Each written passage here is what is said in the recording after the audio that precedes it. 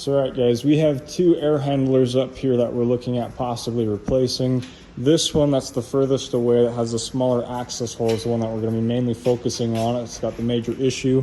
It's had a leak when the AC coil is just frozen over inside, and that's where you have all of this damage down up above. It is a 3-ton air handler. This one is going to be a 5-ton air handler on this left side. This one is a problem child though right now, so this will probably be the main focus. We might do both, but just so you guys are aware, the access hole on both of these are too small. We're gonna have to cut them open bigger so we can actually get the units out. They're probably about 2 to 4 inches smaller than they need to be. Lengthwise, they are fine. It's actually just the width that we need a little bit bigger access. And I've already talked to them about this, and they know that we don't replace any of that or do any of that because we don't do that construction work. So that's what we're looking at doing, just cutting that open, probably about a little bit more. The furnace itself, though, does sit like right here. So that's like the edge of the furnace, and it's a real big pain when you get up in here. The easiest way to actually get this to move back is simply sliding this up a little bit and then pushing it directly back as far as you can go. But you guys will probably just need to cut it and take it down anyways, so don't worry too much about that. There is a drain line right up here that is hooked from the AC coil that just goes directly over and just drops down. They're not connected or nothing, but they just connect down, and that runs the drain for this guy, which I believe connects to this PVC drain line for the entire system, if I'm not mistaken. I believe that's that. So that's the system that you have over here. The other one's this guy right here in a very similar setup, but the drain line kind of runs over around. I'm assuming it goes right back and connects to this guy going down.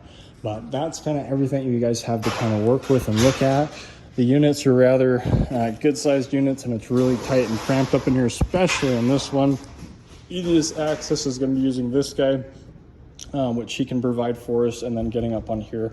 I am a little bit worried about supporting 2 guys on here, so just be careful for this. I kind of felt a little bit of a move as I was kind of getting up there, so just be careful when you guys are handling this. If you guys can go a little bit more on this side and a little bit more on this side to kind of get the best angle, or if we want to go ahead and put another ladder right here just to help out, that would be fine either way. But that's going to be the majority for this guy.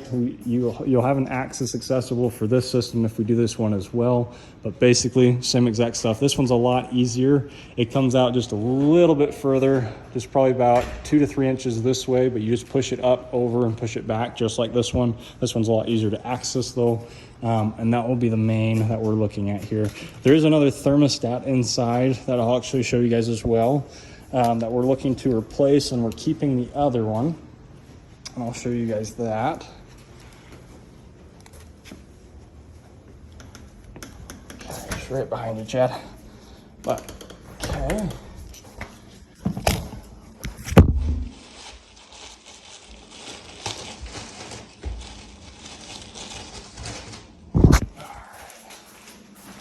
So this thermostat, it's going to be for the main system. My bad, this is Bandit. But we are right over here in the kitchen area.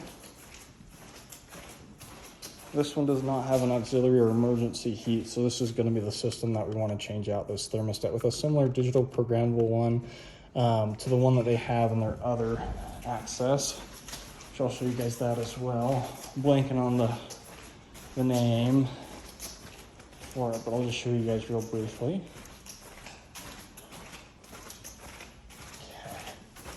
So this guy, just match it, and that's it for the interior portion.